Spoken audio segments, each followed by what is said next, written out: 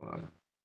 Alors, comme je l'avais dit au tout début, par expérience, il y a beaucoup de gens qui viennent à la formation dès les débuts, mais après, pour une raison ou une autre, il y a que très peu qui vont jusqu'à la fin. Et vous qui êtes là jusqu'à aujourd'hui, en tout cas, soyez fiers de vous-même parce que vous avez commencé une chose et vous êtes arrivé jusqu'à la fin. Parce que ça ne sert à rien de commencer une chose et puis arrêter en cours de route. Donc, lorsque vous commencez une chose, c'est censé que vous devez la finir. Et pour ceux qui ont été là jour après jour, en tout cas, c'est motivant lorsque vous lancez le cours, que vous voyez le gens connectés, c'est motivant. Ça prouve qu'il y a de l'intérêt pour la chose et ça motive encore à faire beaucoup mieux. Et pour l'instant, seul le son. Quelqu'un écrit que pour l'instant, il n'entend que le son. Est-ce qu'il y a certains qui voient mon écran? Si vous voyez mon écran, tapez un dans le chat. On voit Cisco et on entend la voix. Oui, oui, oui. Ok, c'est ça en fait. J'ai, j'ai mis Cisco et puis il y a moi qui suis en train de parler. Donc je ne suis pas encore allé beaucoup plus loin que ça. Voilà.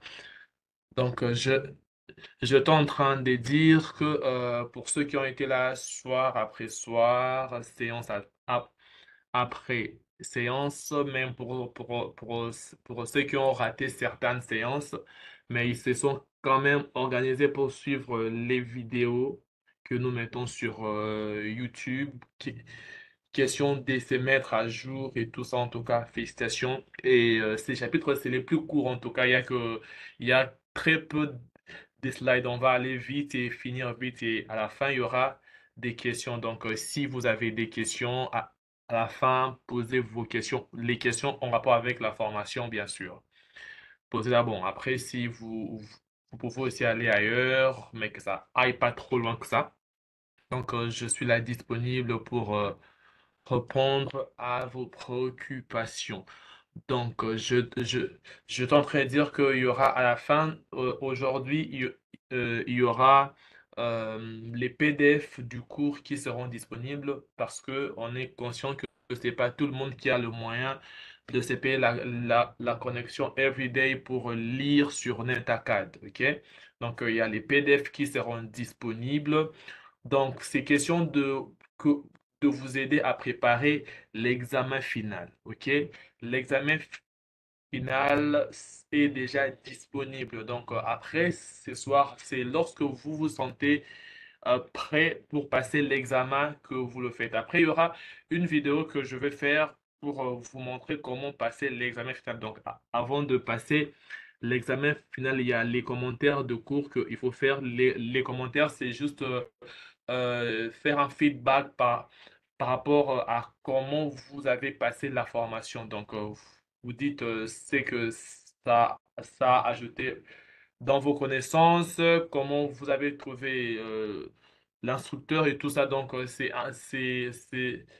juste un feedback du cours. Et après le commentaire, il y a l'examen final qui a une vingtaine de questions. Donc, vous avez une heure pour faire cet examen. Ce sont des questions à choix multiples. Il faut juste sélectionner les réponses et enfin vous validez, vous envoyez les réponses. Donc aujourd'hui, il y aura les PDF du cours. Enfin, pas aujourd'hui, demain plutôt parce qu'il faut que je fasse un peu quelques petites modifications là-dessus. Donc demain, vous aurez les PDF du cours et puis les BATS. Les BATS, c'est une soixantaine de questions qui vous permet de préparer l'examen final. Donc, les questions de l'examen viendront sûrement de ces questions-là. Donc, dans les BATS, il y a une soixantaine de questions. Dans l'examen, il n'y aura qu'une vingtaine. Donc, l'examen sera nécessaire, sûrement tiré de ces questions-là. Donc, donc préparez-vous en conséquence et puis passez votre examen, réussissez. Et après ça, pour ceux qui auront besoin de l'attestation de Cisco Networking Academy avec le cachet, avec notre cachet, pourront commander l'attestation. Je pense que le prix a été fixé à 5 000 francs. Donc, pour ceux qui sont à Kinshasa, ils envoient par mobile money, soit ils passent au bureau, l'adresse a été déjà communiquée. Et pour passer au bureau, il faut passer au bureau sur rendez-vous parce qu'on on n'est pas là à tout moment. Donc, il y a des jours où on est sur terrain, vous pouvez passer et pas nous trouver. Donc, si vous voulez passer, il faut toujours nous tenir informés. Soit on peut vous dire de passer, ou soit on peut vous demander de passer un autre jour. Et après cette formation, comme je l'avais dit, il y aura la formation sur le réseau informatique networking essentiel qui va commencer le 5 août. Donc, j'insiste encore. Pourquoi? Parce que les places sont limitées. Et on ne voudrait pas que vous qui avez suivi cette formation, que vous puissiez manquer à, à cette autre formation, parce que c'est censé que vous avez déjà un bagage qui peut vous permettre de continuer. Voilà. Alors aujourd'hui, nous allons parler de la cybersécurité dans le futur. OK? La cybersécurité, c'est une science qui est en pleine élaboration, ok? Déjà que l'informatique en soi-même date des années 80, ok? Donc, il y a à peine 40 ans. Et la cybersécurité est venue après l'informatique. Donc, c'est lorsqu'on a créé l'informatique avec toute l'infrastructure qui est venue avec que, que le piratage s'en est ensuite. Pour la personne qui a posé la question, c'est quand l'examen, vous le passez quand vous êtes disponible. Donc, il n'y a pas une heure, il n'y a pas un jour bien fixe pour faire l'examen. C'est quand vous êtes disponible. Mais le mieux serait de le faire au plus tard la semaine prochaine. OK? Donc, vous avez ce week-end pour vous préparer et puis la semaine prochaine, vous pouvez passer votre examen quand vous vous sentez prêt pour ça. Donc, c'est quand vous êtes prêt, vous avez votre examen en ligne et vous pouvez le passer. Donc, c'est pas que non, à un jour tel, à une heure bien fixe que vous êtes obligé de passer l'examen. Voilà, j'étais en train de dire tantôt que l'informatique en soi date de pas très longtemps. Donc, c'est pas comme les droits, l'économie et tout ça qui, qui sont de très vieilles sciences et tout, mais l'informatique date d'à peine et la cybersécurité est venue encore il n'y a pas très longtemps.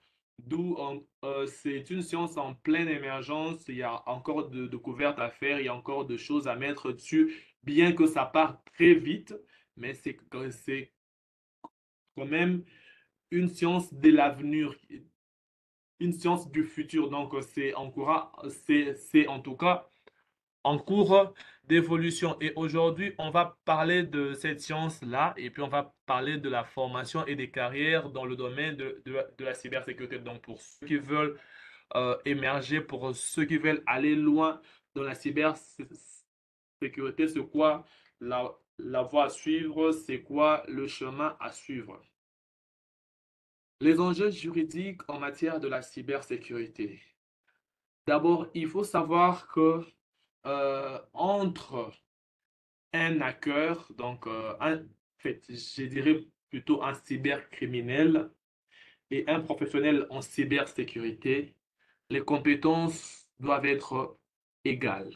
OK? Et la grande différence est juste que le professionnel en cybersécurité travaille dans un cadre légal. OK? Vous qui travaillez dans, en tant que professionnel en cybersécurité, vous travaillez dans un cadre légal, donc tout est légiféré. Vous, vous, vous n'allez pas au-delà des limites fixées par les lois. OK? Alors que la personne qui est hacker, qui est cybercriminel, lui, il travaille dans un cadre illégal, ok? Mais en termes de compétences, faites-vous de mieux d'avoir le même compétence. Pourquoi? Parce que au cas où vous qui êtes professionnel en cybersécurité, vous avez les compétences moins bonnes que l'hacker. Donc, l'hacker va tout le temps vous tourner en ridicule. Donc, il va vous pirater, il va pirater votre système, votre réseau et tout ça. Et étant une science qui est en cours d'évolution, les professionnels en cybersécurité se doivent d'avoir ce qu'on appelle la veille technologique. La veille technologique, c'est le fait d'être informé sur tout ce qui se passe dans le milieu technologique, ok? Et particulièrement si vous êtes dans la cybersécurité, il faut avoir l'information.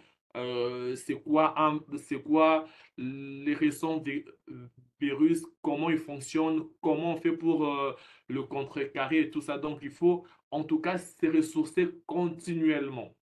Parce que il vous suffit de passer un mois, au pire 2 mois, sans vous mettre à jour. Du coup, votre système peut être obsolète. Donc, c'est vraiment, il faut être aux aguets, il faut en tout cas être toujours à jour. Et les enjeux juridique et personnel, ça veut dire qu'il faut être responsable de vos compétences, ok? Là, c'est à titre personnel, ok?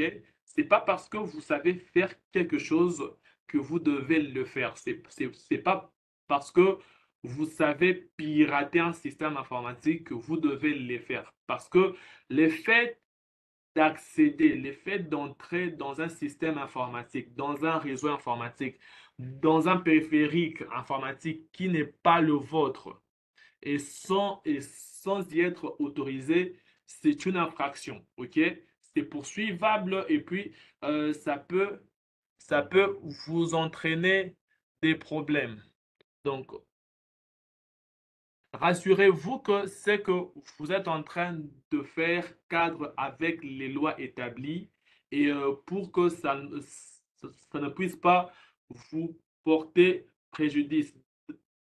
Et à la fin de la formation d'aujourd'hui, au-delà de PDF du cours que je vais envoyer demain, aujourd'hui, je peux vous envoyer la stratégie nationale de cybersécurité qui est en tout cas un document congolais qui a été mis en place par les Congolais pour mettre en place une stratégie en rapport avec la cybersécurité. Alors, est-ce que vous êtes en train de m'écouter?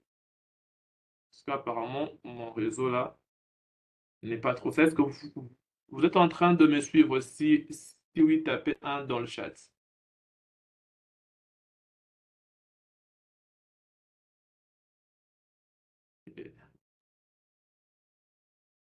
Est-ce que vous me suivez? Apparemment, c'est non.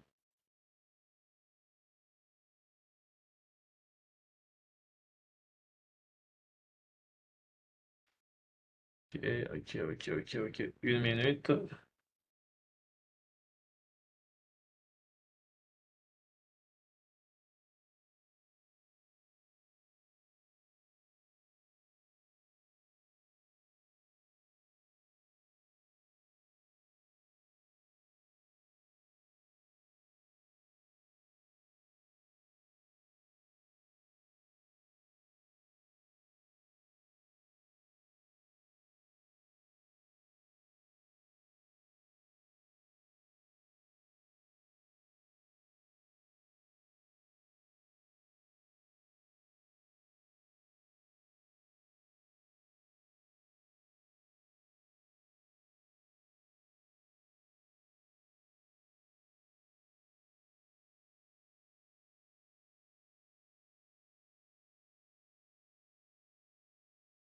Allô, allô. Est-ce que je suis de retour? Est-ce que vous m'entendez maintenant? Il y avait un problème avec la connexion. Est-ce que vous m'entendez maintenant? Ok, ok, merci. Parce qu'il y a eu un souci avec ma connexion.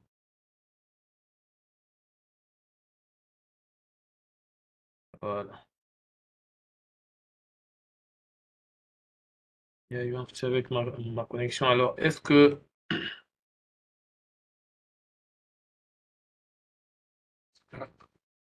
Oui, mais on voit rien, pas de problème.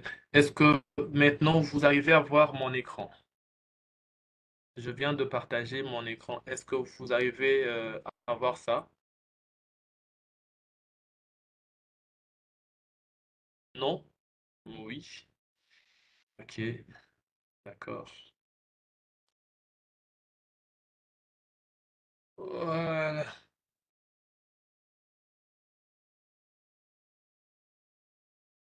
Ok, d'accord. Alors, je suis en train de dire que euh,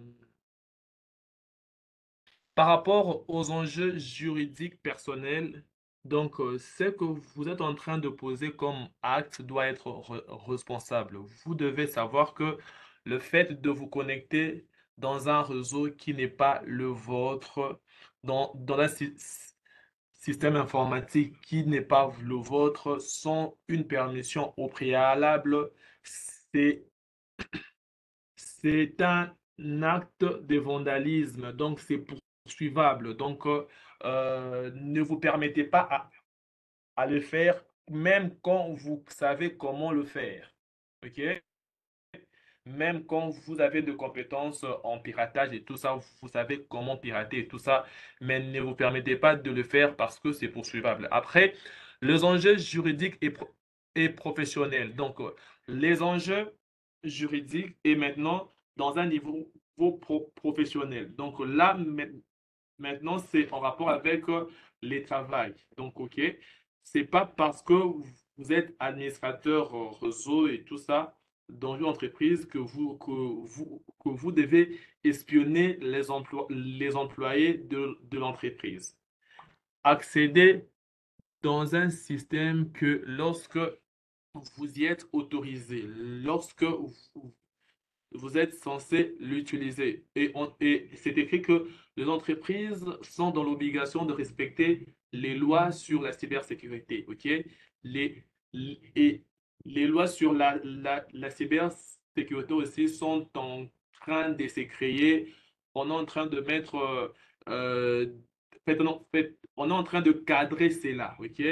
Mettre des termes, des codes par rapport à ça. Donc, et c'est pas parce que, une chose après, on va parler de l'éthique plus tard, c'est pas parce que une chose n'est pas illégale qu'elle est éthique. OK?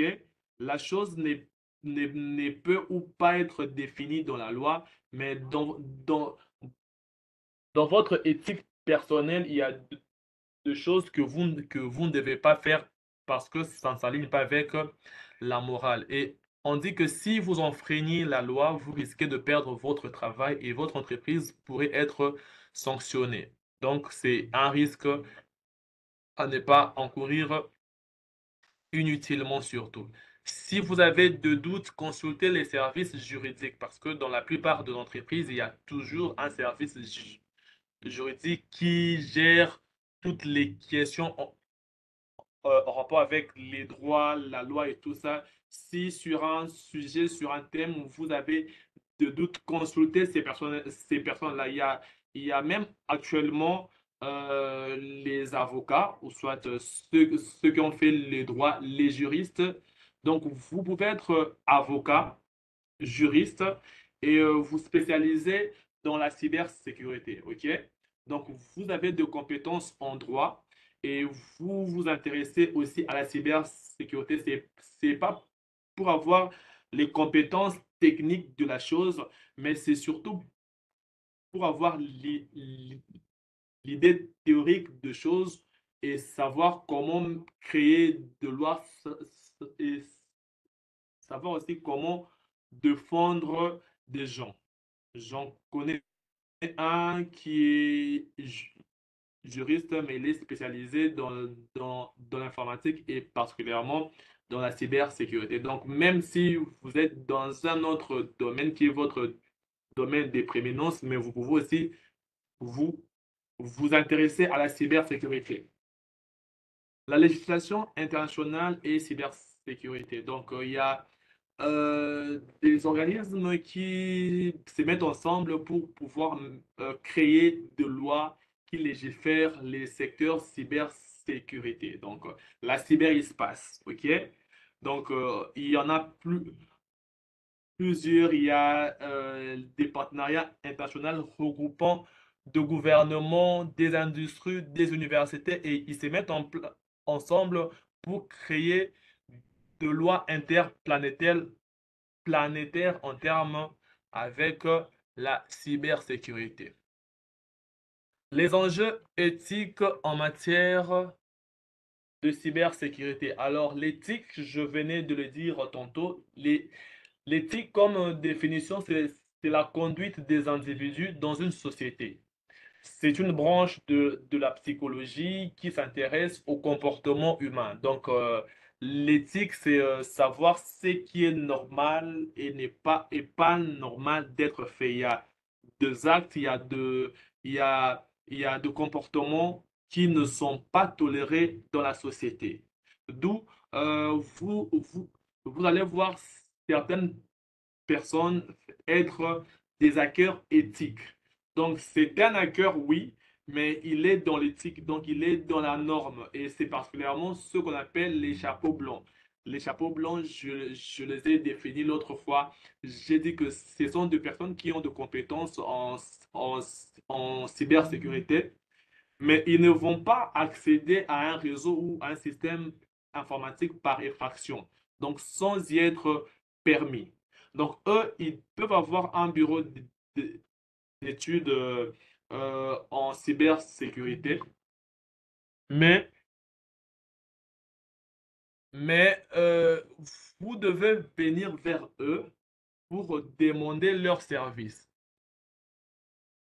Est-ce que vous me recevez? Est-ce que le son sort normal chez tout le monde? Si oui, tapez un dans le chat.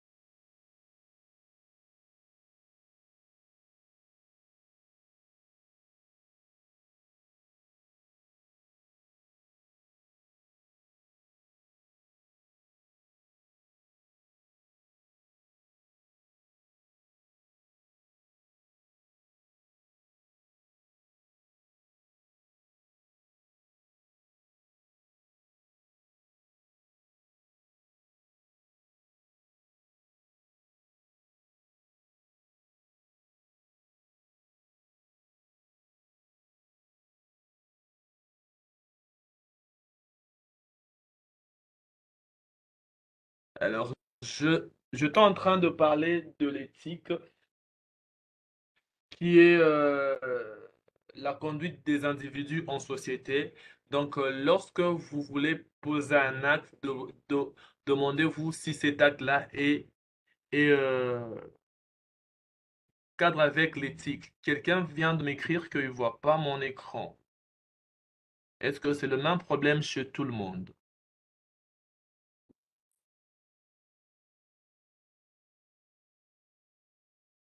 Shadrach et Collet ne voient pas mon écran. Est-ce que il y a certaines personnes qui voient mon écran? Si vous voyez mon écran, tapez un dans le chat. Super. On va évoluer. Voilà. Alors, je suis en train de dire qu'il y a ce qu'on appelle les hackers éthiques. Les hackers éthiques, eux, travaillent dans la morale, ils travaillent dans la norme, ok? Dans la normalité de choses. Donc, eux, c'est- ce sont de, de professionnels en cybersécurité, mais ils ne travaillent pas pour une entreprise bien déterminée. Ils ont un bureau d'études chargé de cybersécurité. Et lorsque vous qui êtes une entreprise, vous avez besoin de services, vous pouvez venir vers eux et leur demander, par exemple, de pouvoir tester la performance de votre sécurité. Et là, ils vont employer leurs compétences, tout, tout ce qu'ils ont comme connaissances pour cherchez à voir la vulnérabilité au niveau de votre réseau ou de votre système informatique. Donc, eux, ils travaillent dans l'éthique. Et dans les enjeux éthiques, on dit que l'éthique est constituée des codes de comportement qui sont parfois renforcés par la loi. Et très souvent, dans cette éthique-là, il y a la loi qui vient s'y rajouter pour la renforcer. Et ici, à côté, il y a un tableau qui présente l'étape qui doit prendre, en fait, l'étape par lesquelles vous devez passer pour prendre une décision. OK? Lorsque vous voulez poser un acte et puis vous êtes en train d'hésiter, est-ce que c'est bon ou c'est pas bon, posez-vous des questions par rapport à cet acte-là et enfin, vous allez conclure si l'acte si l'acte cadre avec l'éthique ou non. La première question à se poser, c'est est-ce que c'est légal? Si oui, c'est légal, avancez. Si ce n'est pas légal, arrêtez-vous. Si vous êtes dans les hésitations, référez-vous à votre supérieur hiérarchique. Ça peut être votre direction juridique, OK?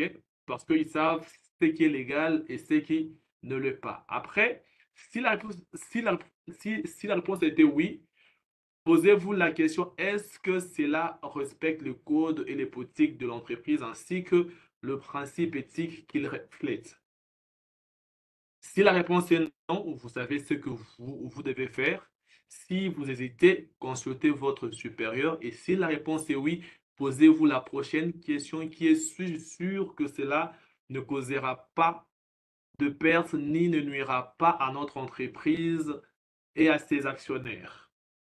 Et ça va aller comme ça jusqu'à ce que vous partez de oui en oui.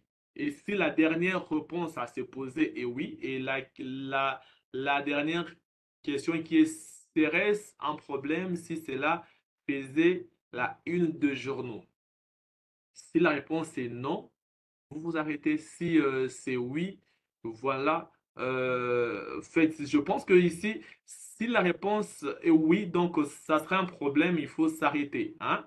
Si la réponse est non, donc ça ne sera pas un problème, là vous continuez. Et si vous hésitez, vous contactez votre supérieur hiérarchique. Après, il y a les organismes qui ont publié des codes éthiques en rapport avec la cybersécurité. Il y a par exemple Cyber Security Institute. Donc, c'est les CSI qui a un site web. Vous pouvez aller juste sur Google, faites CSI et le site, c'est en anglais. Et l'autre fois, je l'avais dit que pour ceux qui veulent vraiment aller très loin dans cette science, ou soit dans l'informatique industrielle, il faut pas, dans l'informatique en général plutôt, excusez-moi, il ne faut pas négliger l'anglais qui est une langue très importante en rapport avec ça.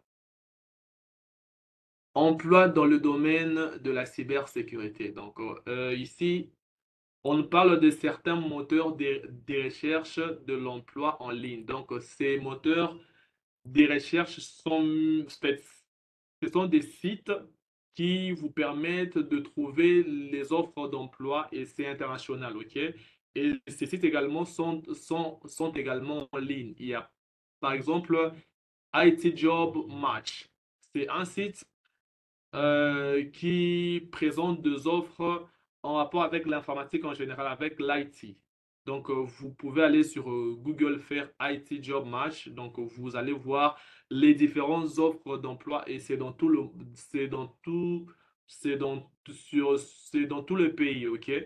Et après, il y a Monster qui lui publie des offres d'emploi dans tout le domaine, mais il y a aussi en anglais, il y a aussi une section qui est réservée juste pour l'informatique et puis particulièrement pour la cybersécurité. Il y en a. Par ailleurs que Career Builder. Différents types d'emplois dans le domaine de la cybersécurité. Ça, maintenant, c'est les différents types d'emplois, c'est les différents chemins à suivre si vous voulez aller loin dans la cybersécurité. Il y a par exemple test d'intrusion. Ici, on appelle plus les pin testers, OK? Donc, eux, ils font les tests d'intrusion pour voir s'il y a les vulnérabilités. Et on voit à côté, c'est écrit hacker éthique. Donc, ils travaillent dans l'éthique. Ils sont dans, ils, ils respectent les règlements et les lois. Après, il y a les administrateurs de la sécurité, il y a les administrateurs réseau, il y a les administrateurs système, et puis il y a aussi les programmeurs, ok?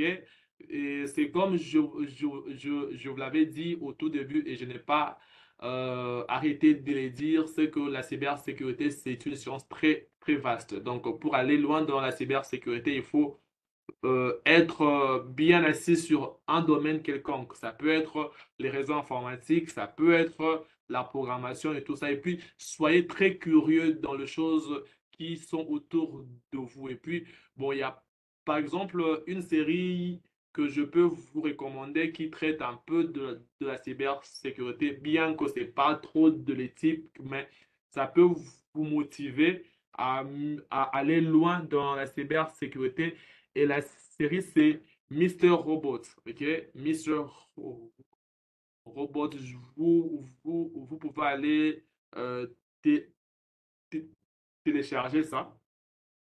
Ou soit pour ceux qui auront la chance de me voir en vrai, je peux vous la donner et tout ça. C'est une série en tout cas très intéressante et tout ça. Ça parle un peu de la cybersécurité, de la cybercriminalité. Ça peut vous motiver à aller loin dans la chose. Donc, comme je l'avais dit que ça, c'est le plus court des chapitres, c'est ici que le cours s'arrête. Je vais ouvrir les micros pour que vous puissiez poser les questions comme d'habitude. Il faut lever la main. Et pour ceux qui n'ont pas de main levée, vont garder les micros fermés. Et c'est lorsque on vous pointe que vous pouvez poser vos questions. Voilà, je vais rétablir les micros. Voilà. Alors, il y a Joseph qui peut poser la première question. Joseph Kapankou Mouyaya. Tu peux ouvrir ton micro et poser ta question. Bonsoir Joseph. Voilà. Bonsoir, Monsieur Marcus. Je pense que vous allez bien. Je vais très bien, merci. OK. J'avais un petit souci. Mhm, Les premiers, les cours de sécurité, cybersécurité. mhm, Euh, Par exemple, je crois peut-être que c'est un cours où on devait être beaucoup pratique et théorique comme on a eu à départ. mhm, Euh, mhm, mhm. Aussi, ouais. Je suis aussi un IT. Ok. J'ai aussi à faire à suivre aussi des formations Cisco, j'ai un Mhm. brevet si c'est né un, deux, et aussi trois. Ok, ok. Autre demande aussi, c'est par rapport aussi au saut. C'est fait que mes brevets que j'ai n'ont pas la Mhm, signature de l'académie mhm, où j'ai eu à passer des formations. Je me suis mhm, déplacé. Alors, mhm, chez vous, vu que je viens de suivre la formation de cybersécurité avec vous et que je dois passer à votre mhm, bureau pour que vous puissiez mhm, me passer les badges avec votre sceau également. Y a-t-il mhm, possibilité que vous m'aidez aussi à sceller mhm. mes autres attestations que j'ai à avoir toujours chez Cisco? Ok. D'accord, je vais répondre à la première question qui est le cours de la cybersécurité devait être plutôt pratique que théorique. Oui, je comprends la préoccupation. Alors, la formation, c'est l'introduction à la cybersécurité. Donc, c'est déjà une formation qui est ouverte à tout le monde, même pour ceux qui n'ont pas de compétences en cybersécurité.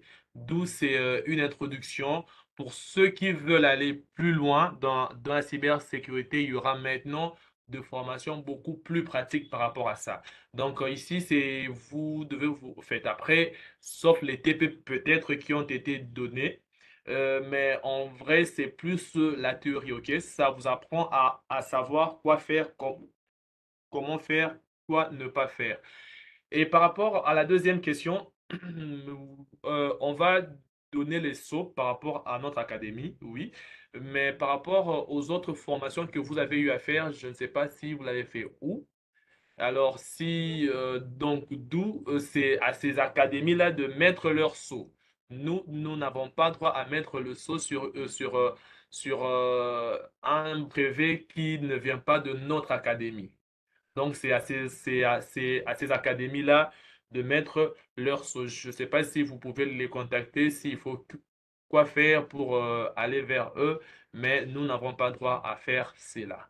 Merci beaucoup. Après, il y a Dieudonné Muzungu qui peut ouvrir son micro et poser sa question. Bonsoir, Monsieur Marquis. J'espère que vous allez bien. Oui, ça va, merci.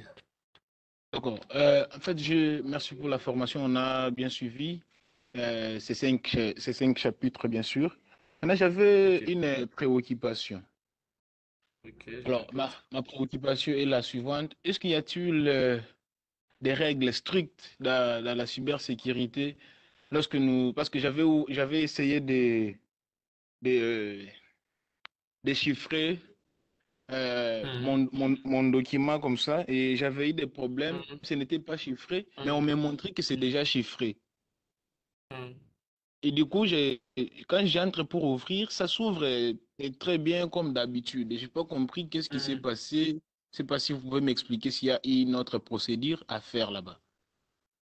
Ok, d'accord. Déjà, ça ne peut pas se chiffrer de soi-même. Si ça s'est chiffré, donc c'est vous qui l'avez chiffré. Peut-être, peut-être que vous n'avez pas maîtrisé quoi appuyer ou appuyer, mais c'est vous qui l'avez chiffré. Et ces documents ne peuvent s'ouvrir que sur votre PC, ok? Mais OK. si vous le mettez dans un flash pour l'ouvrir dans un autre PC, ça va poser problème. Au moins que ça puisse être déchiffré depuis votre PC. OK? Mais après, il y a aussi une manière de chiffrer en mettant un mot de passe. Alors, lorsqu'il y a le mot de passe, là, vous pouvez déchiffrer ça depuis l'autre machine si vous avez les mots de passe en question. Voilà. D'accord. Parce que moi, je voulais aussi cette manière-là de chiffrer avec les mots de passe. C'est ce que je voulais vraiment, vu que nous sommes étudiants, on peut se déplacer avec des Ah, documents, OK. avec dans nos flashs. OK. Ok, bon. Ouais. Là, en tout cas, je vois comment faire une vidéo qui explique ça. Je vais vous envoyer les liens dans le groupe et vous allez voir ça comme je fais toujours. Ah, d'accord. Merci beaucoup. Je vous en prie. Shadrach Ekolele peut ouvrir son micro et parler. Allô, Bonsoir, Shadrach. monsieur. Bonsoir. Comment vous allez? Je vais bien, merci. Et Merci. vous aussi, j'espère. Oui, je vais bien. Merci beaucoup pour cette formation. Ça nous a vraiment beaucoup aidé et, Je vous en la prie. cybersécurité. Ma Mhm. question se pose sur les bits solaires. Ok. Dernièrement, j'avais un problème avec mon système. J'avais installé le système et soudainement, dans, dans la répartition de mon disque dur, j'avais vu la clé, le cadenas. Et on me disait que c'est chiffré par BitLocker, mais je n'avais pas le code d'accès. Est-ce qu'il y a un moyen de récupérer le code d'accès? Comment faire pour récupérer le code d'accès de BitLocker? Donc, vous avez manipulé BitLocker vous avez manipulé BitLocker avant de chercher à partitionner vos disques, c'est ça? Oui, oui. Voilà. Donc là, il faut qu'on voie ce que ça apparaît, mais il y a possibilité de déchiffrer ça toujours. Bon, vous pouvez me contacter en privé et puis me faire des captures de ce qui apparaît et on va voir comment gérer ça. Ou soit si en ligne, on ne trouve pas une solution, il faudrait que on se voie pour chercher à résoudre ça. Ah, d'accord, merci. Et j'insiste que BitLocker, il faut pas les manipuler n'importe comment. Donc, avant de manipuler l'outil comme BitLocker, il faut vraiment savoir ce que vous êtes en train de faire parce que ça peut crypter vos données et puis vous allez perdre contrôle de cela. Je passe la parole à Toussambila, qui peut ouvrir son micro. Shadrach, tu peux éteindre les tiens. Toussambila, allô, Toussambila nous reçoit? Ok. Et bonsoir, Monsieur Marcus. Bonsoir, monsieur. Vous allez bien? Oui, oui, et vous? Oui, ça va, mais pas aussi bien. En fait, j'ai deux questions. La première est celle de euh, la, la, Allô, la ça soit vraiment entrecoupé. première est celle de savoir si on Hmm, peut contourner les pirates hmm. euh, Oui, oui. Si on pour peut contourner les pirates. contourner que c'est un problème. Est-ce que pour contourner, il faut des logiciels Hmm. ou encore des TD? Ça, c'est la première question. Hmm. Je sais que vous me... Je, OK. je, La je vous reçois deux- maintenant, je vous reçois, je vous reçois. OK. La deuxième question est celle-ci. Est-ce que le chiffrement constitue un abri sûr contre la cybercriminalité? Ok, d'accord. C'est tout comme question. Merci Merci beaucoup. beaucoup. Oui, Voilà, c'est tout. comment on contourne les cybercriminels? Alors, il y a plusieurs processus. Il n'y a pas que un seul, en fait, il n'y a pas qu'une seule chose à faire. Et comme je l'avais dit que la cybersécurité évolue, ok? Les virus se créent tout le jour et pour chaque virus, il y a une méthode et tout ça. Mais il y a quand même une architecture qui doit être mise en place pour s'assurer d'avoir la sécurité. Et j'avais parlé, par exemple, Mhm. du pare-feu. Il faut mettre les pare-feux, OK. il, il faut mettre les VPN et il y a des applications, il y a deux logiciels qu'on met en place pour assurer la sécurité. Donc, c'est toute une panoplie de choses qu'il faut mettre en place. Parce que c'est pas qu'une seule chose, mais il y en a plusieurs. Ça travaille en agencement. Donc, il faut que ça soit ensemble. C'est comme toute une armée qu'on met en place pour OK. assurer la sécurité. La deuxième question, c'était encore quoi? Est-ce que le chiffrement constitue un abri sûr contre la Oui, ok. cybercriminalité? Ok, ok. Les chiffrements, c'est le fait de rendre les informations illisibles. Donc, un cybercriminel, un Exactement. hacker qui capture vos informations qui sont chiffrées ne saura pas ouvrir ça si il n'a pas la clé. Donc, il faut que la personne ait la clé de déchiffrement. Après, dans le chiffrement, il y a aussi des, des algorithmes de déchiffrement qui interviennent pour renforcer la sécurité. Alors, on l'a OK. dit que la sécurité n'est jamais à 100%. Donc, tout ce qu'on fait, c'est de Mhm. limiter les dégâts. Donc, on peut juste limiter les dégâts à 99% par exemple. Mais quand même, c'est mieux de limiter les dégâts à 99% que de les limiter à 20% par exemple. D'où c'est vraiment conseillé de chiffrer les données. Merci beaucoup. Euh, Merci. je, je vais passer la parole à Kassela et après il y aura Kilongo pour terminer. Merci beaucoup, Monsieur Marquis. J'ai deux petites questions. Je vous La écoute. première, je ne sais pas si vous me suivez très bien. Je, je vous suis sans problème. Merci beaucoup. La première des questions, c'est que comment déchiffrer un document que qu'une autre personne plutôt a chiffré sans avoir mot de passe. Bon, Ok. le chiffrement, c'est une façon déjà de faire, de cacher donc ce que vous avez dans le dossier. Mais maintenant, comment Mhm. déchiffrer ça sans avoir vraiment de passe aussi? La deuxième question, c'est que j'ai envoyé une photo là dans le groupe où il fait Ok. un document, où il fait un document humain. L'option chiffrer le contenu pour chiffrer les données a été masquée, donc est masquée jusque là. Donc il n'y a pas moyen de chiffrer les données, je ne sais pas c'est quoi le problème. Donc le problème là est à quel niveau? Donc voilà mes questions. Merci beaucoup. Attendez, je suis dans le groupe. Vous avez chiffré les documents, ok?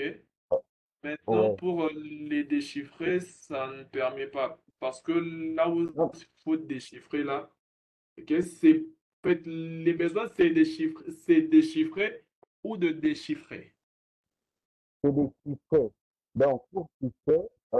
l'option chiffrer les contenus pour sécuriser est matchée. Donc, il n'y a Hein? pas moyen de chiffrer, il n'y a pas Ouais, moyen de ouais, terminer donc, l'opération. euh, je vois. Vous êtes sur quel système d'exploitation déjà? Windows, Windows combien? Windows 11. 11. Ok. Est-ce que vous Je avez suis sur Windows, fait Windows 11 choisir les Sony. paramètres? Ok, je vois là. Euh, les fichiers prêts d'être archivés. Bon, essayez de sélectionner là où c'est écrit le chiffret est prêt d'être archivé. Mais je pense que pour arriver ici, est-ce que vous êtes allé dans chiffrement ou vous êtes allé dans archivage? Parce qu'apparemment ici, c'est pour l'archivage. Bon, désélectionnez la case où c'est écrit les chiffrés est prêt à être archivé. OK? D'accord? Est-ce que vous êtes devant la machine Je maintenant? suis devant la machine. Je suis devant la machine, mais OK. Dé- dé- Désélectionnez cette case-là. Est-ce que chiffrement, c'est possible maintenant de cliquer? je désélectionne, mais ça ne va pas. Ça ne marche pas. Ça ne marche toujours pas. Non. Bon, bon, avec vous aussi, on va voir com- comment faire, soit avec les captures et tout ça pour pouvoir vous orienter étape par étape. Parce que là, je dois voir comment ça a commencé pour arriver là. Parce que normalement, à cette étape, ça doit vous permettre de pouvoir chiffrer. Voilà, merci beaucoup. Kilong peut Non, ouvrir il y a une son question micro et auquel vous n'avez poser pas répondu, la en question. fait. Laquelle? Laquelle? J'ai oublié peut-être. Quelle question, s'il vous plaît? Allô?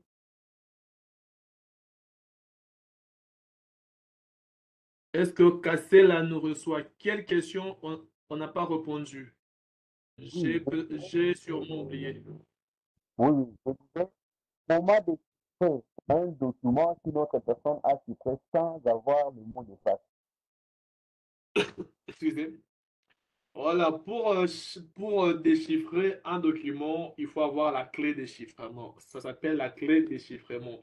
Et lorsqu'il n'y a pas de clé, il y a maintenant des logiciels qui sont utilisés pour pirater la chose. Ok? Là, c'est vraiment en cas de force majeure et ce n'est pas recommandé. Et puis, il y a des logiciels qui sont payants et d'autres qui sont gratuits sur Internet.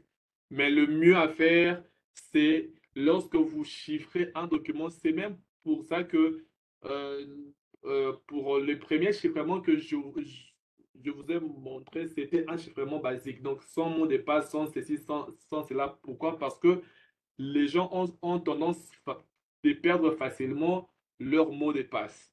Et il peut chiffrer un document avec un mot de passe et puis l'oublier. Et pour le déchiffrer, ça peut poser problème. D'où lorsque vous chiffrez un document, il faut vraiment retenir son mot de passe. Parce que si vous ne l'avez pas, ça pose très souvent problème pour le déchiffrement. Merci beaucoup. Kilongo peut ouvrir son micro et poser sa question. Allô, Kilongo. Allô, Kilongo, est-ce que tu nous reçois? Merci. Bonsoir. Oui, ça va, merci.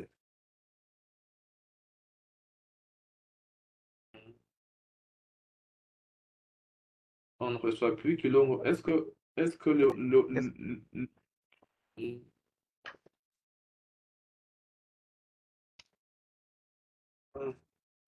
Alors, vous êtes là? oui, oui, oui, oui, je vous suis maintenant. Est-ce que vous avez suivi la procédure telle que c'est expliqué dans la vidéo, donc étape par étape, parce que ça arrive que ça complique. Si vous êtes sûr que vous avez suivi la procédure et que ça n'a pas marché, est-ce que Je ne vous suis êtes pas- à Kinshasa? Non, non, je ne suis pas à Kinshasa. Je suis pas à Kinshasa. Je suis à Si vous êtes à Bandundu. Kinshasa, ok. C'est avec vous qu'on a parlé aujourd'hui, la journée. Vous m'avez écrit en privé Non, c'était Non, moi, sur c'était WhatsApp. moi. non, C'est c'était d'autres vous ou c'est collègues, pas vous? c'est pas Parce moi. que Non, c'est c'est il y pas a moi. quelqu'un qui aussi. Ah, ah, ah, ok. Ah, ah, ok. C'est- C'était avec quelqu'un d'autre. Bon, parce que la personne aussi est à Bande-de-Ville. Bon, si ça marche toujours pas, essayez d'utiliser une machine. Est-ce que vous avez un ordinateur? Oui, oui. Et aujourd'hui, j'ai utilisé une machine pour faire ça. Allô, Kilongo? Allô, Allô? aujourd'hui, j'ai utilisé. Allô, j'ai Est-ce que utilisé. vous me recevez? Oui, oui, je vous reçois. Aujourd'hui, j'ai utilisé une machine pour faire ça, mais Voilà. c'est toujours le même Est-ce écran. que vous me recevez? Allô? Oui, oui, je vous reçois, je vous reçois. Je vous reçois très bien, 5 Allô? sur 5. Allô? Allô, je vous reçois. Je vous reçois Est-ce qu'il très y a bien. quelqu'un qui me reçoit? Allô? Allô? Allô, Ouais, moi je vous reçois très bien. Mhm. moi aussi, je vous On vous reçois. entend très bien, on vous entend très bien. Puis là maintenant, c'est bon, je vous reçois. Continuez.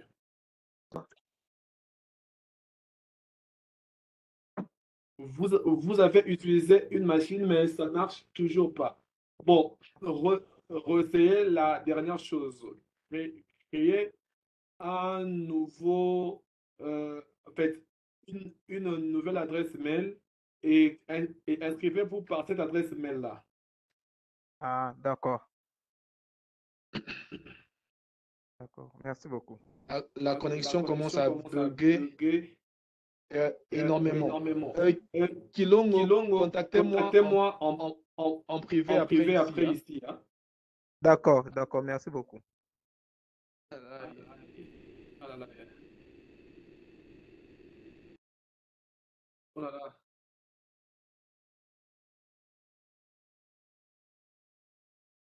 Bon, contactez-moi en privé.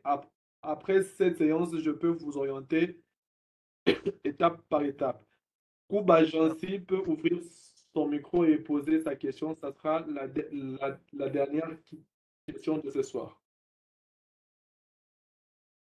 Et là, là, je n'écoute rien de Allô? Kilongo. Allô? Allô? Est-ce que vous me recevez? Si vous me recevez, euh, Kouba Jansi peut ouvrir.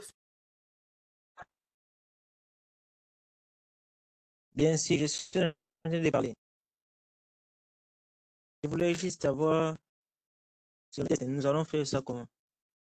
Et ça sera quel jour? Allô?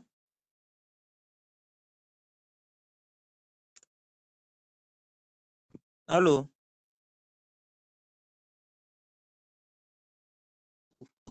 Ah bon? On dirait qu'il est parti. Non, non, je suis là.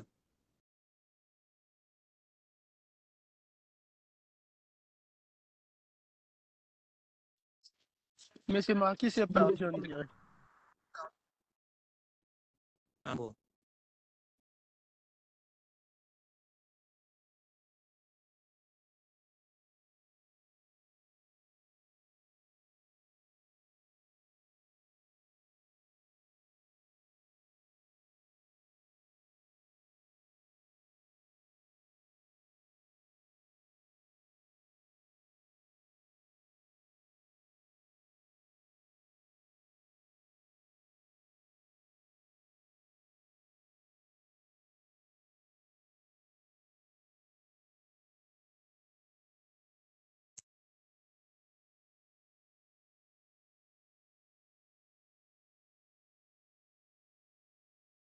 n'y a plus personne ici?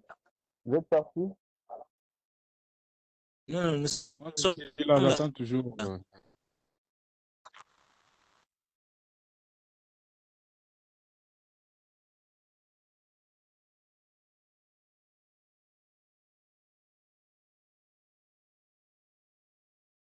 Apparemment, M. Marcus est parti. Hein.